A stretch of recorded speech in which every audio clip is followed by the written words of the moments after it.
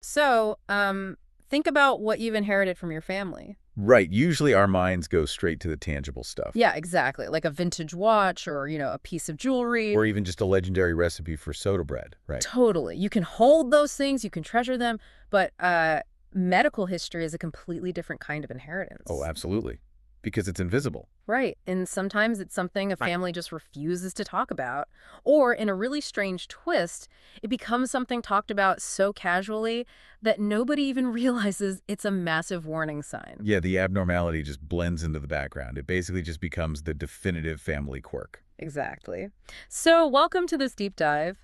Today, we are exploring a narrative for you that completely shatters our understanding of what it means to inherit a family trait. It's a wild story. It really is. We're going to unpack a generation-spanning account of a family living with a hidden, silent medical condition, a condition that was literally hiding in plain sight for decades. And we are basing this entirely off a deeply compelling personal account written by a man named Michael MacGinty. Right, which he shared on the HHT Ireland website. So our mission for you today is to decode this rare genetic condition. It's called HHT. Which stands for Hereditary Haemorrhagic Telangiectasia. A mouthful, I know. But we're going to look at how a completely random late-night TV interview altered this entire family's destiny. And how profound grief was transformed into a nationwide medical campaign. Yeah, a campaign that actually served as a massive catalyst for increased awareness among medical professionals, specifically in Michael's area of County Donegal. Which is such an important local impact.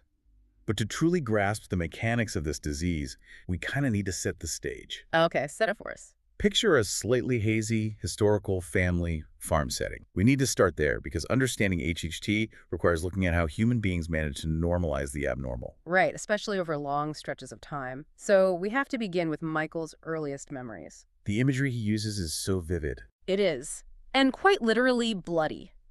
His grandmother lived into her mid-80s, and his defining memory of her is that she was constantly clutching a blood-stained handkerchief. Just all the time. Literally all the time. She would cycle through them, swapping one out for another, day in and day out. And the psychological framing there is just crucial.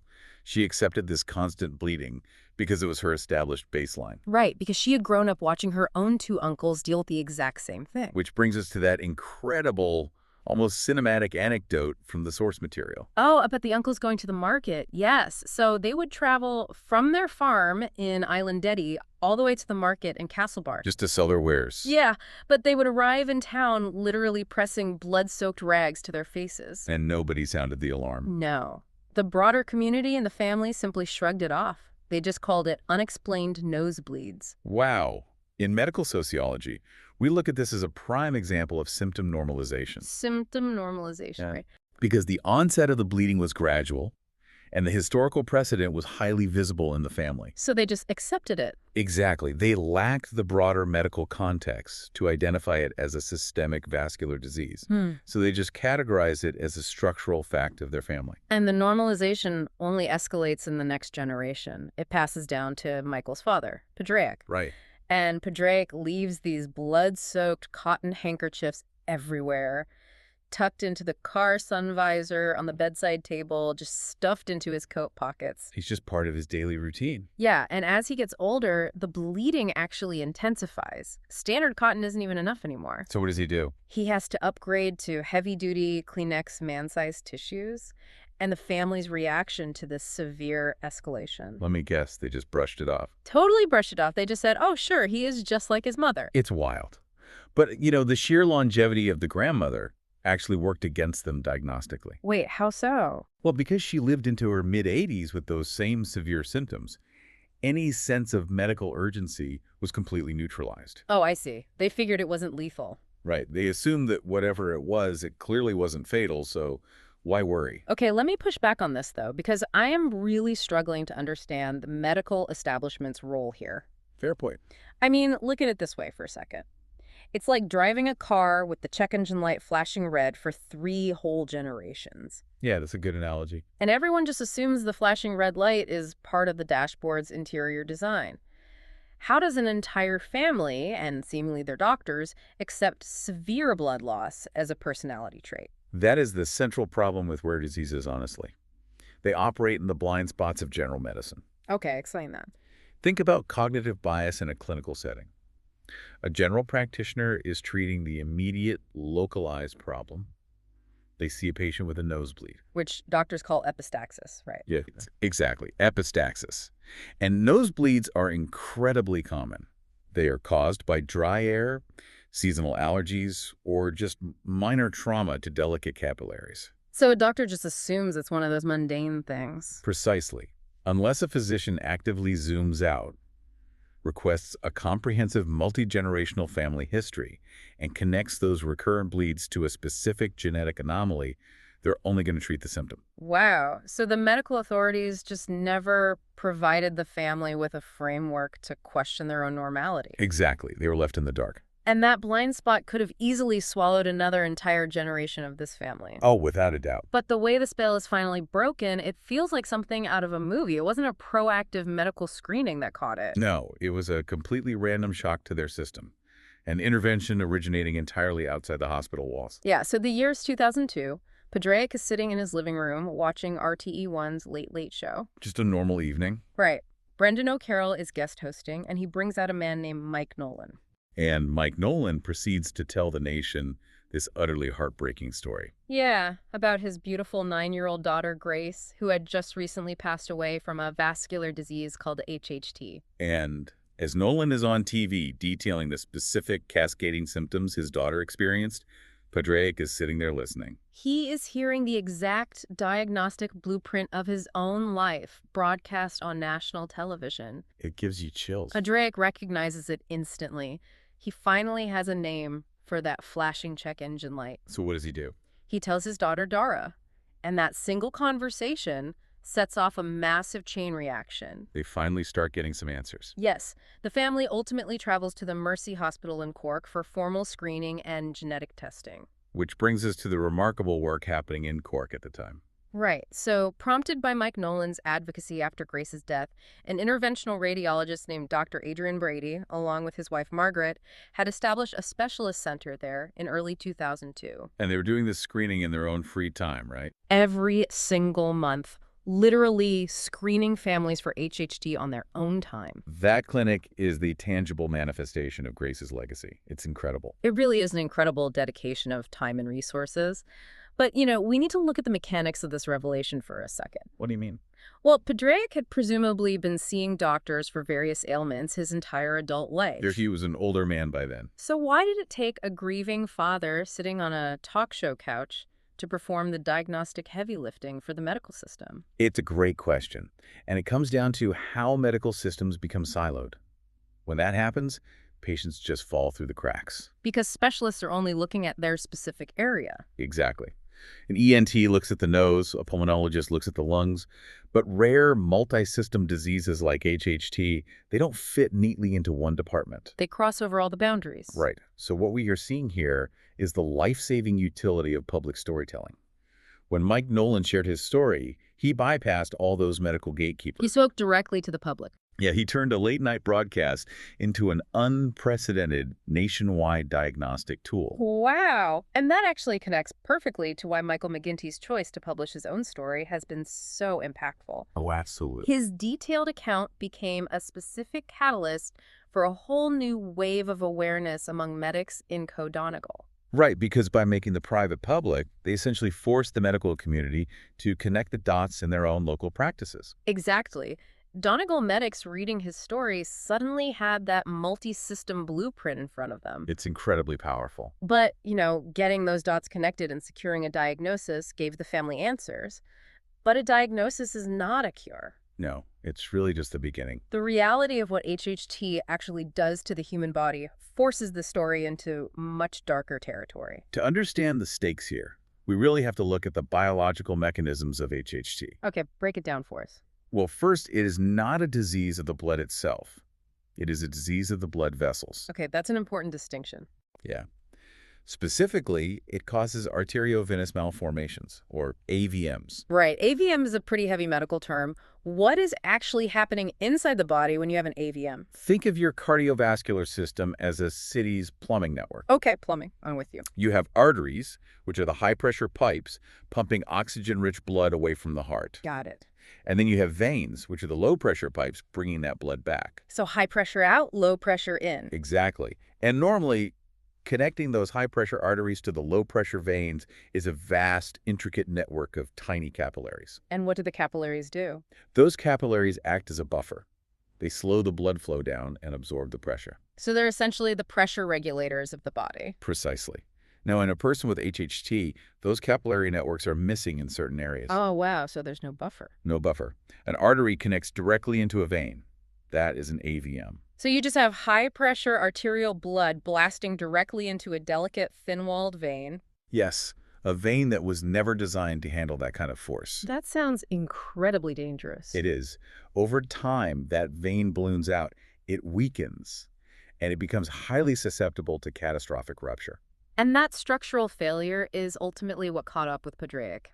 He passed away in August 2004 at the age of 68 from complications of HHT. It's heartbreaking. It is. But Michael's account highlights something deeply moving about his father's final years. What did you do? After the diagnosis, Padraic actively volunteered for numerous grueling medical procedures. Wow, really? Yeah. He basically offered his own body to science so that his children could learn how to navigate and mitigate the disease. He was charting unknown medical territory for his family, Yeah. knowing full well he couldn't cure himself. Exactly. And his family desperately needed that map. Because following the screening in Cork, Michael, his sister Dara, and their brother Padraig were all officially diagnosed. The genetic net just kept widening. It did. And then Dara's children, Paul, who was 13 at the time, and Katie, who was 12, were also diagnosed. So the burden of knowledge had now officially passed to a third generation. But as we see in this story, medical knowledge isn't always a perfect shield. No, unfortunately, it's not. The screening revealed that alongside the bleeding points in their noses, the family members also had these volatile AVMs hidden inside their lungs. Which are incredibly risky. Right.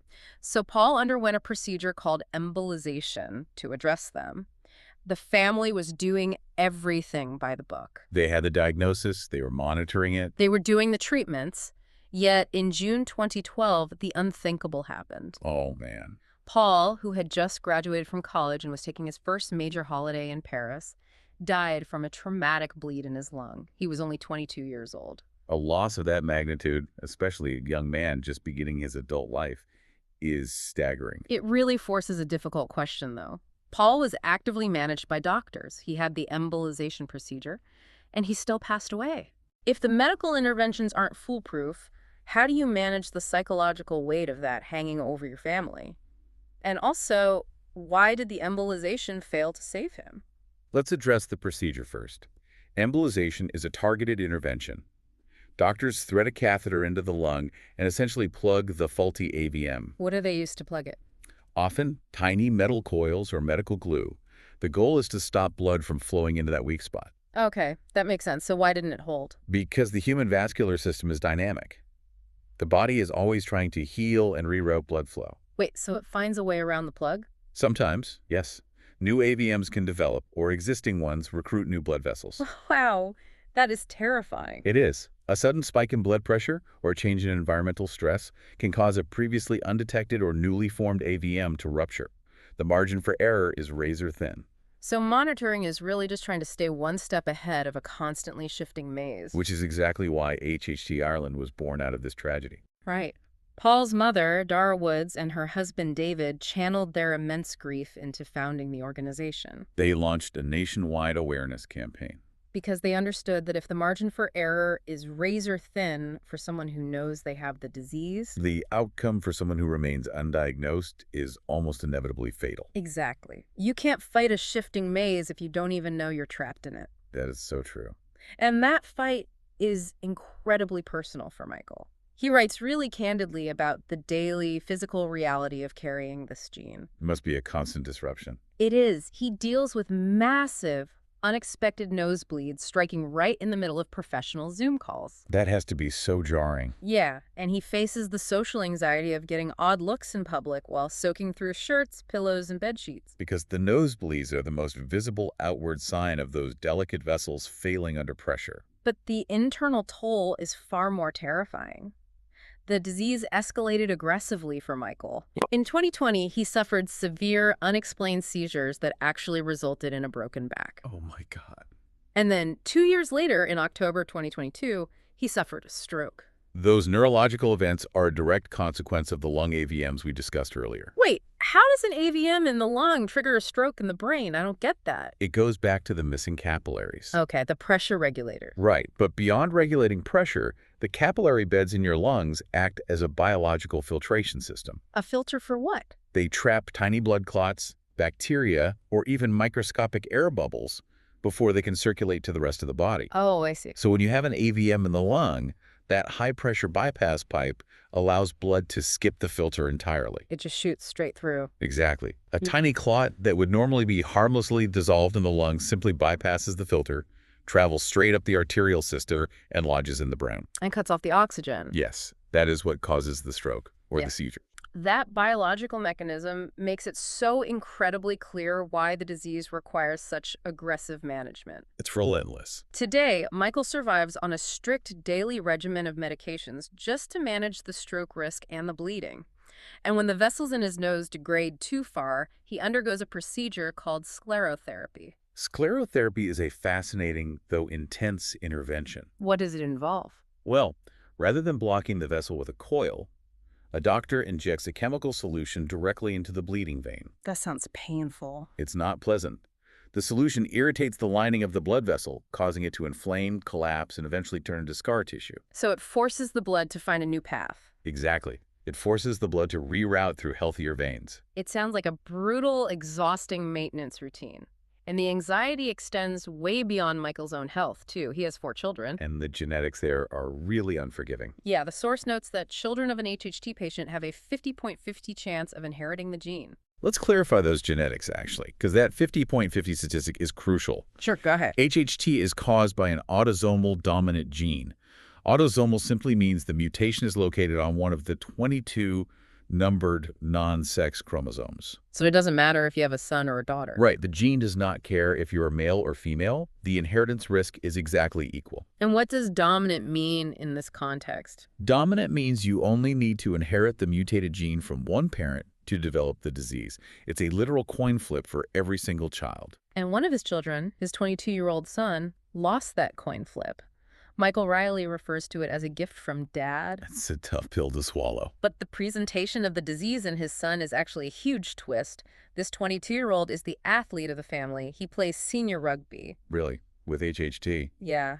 Aside from dealing with the annoying nosebleeds, he lives a totally active, normal life. HHT doesn't stop him from taking heavy hits on the rugby pitch. That perfectly illustrates the volatile spectrum of genetic expression. It's just so random. It is. 2 people with the exact same genetic mutation can have wildly different clinical outcomes. One suffers strokes and seizures, while the other plays a high-impact contact sport. Which brings us to Michael's ultimate vision, which looks way past just managing the disease. What is his goal? Well, statistics show HHT affects roughly 1 in 5,000 people, which means there are likely 1,000 to 1,200 people in Ireland living with it right now. Many of whom might be completely undiagnosed. Exactly. Michael's immediate goal is to connect with them. But beyond that, he firmly believes that with advancing genetic technology, humanity can identify and potentially remove the gene. To eradicate HHT in a single generation. Yes.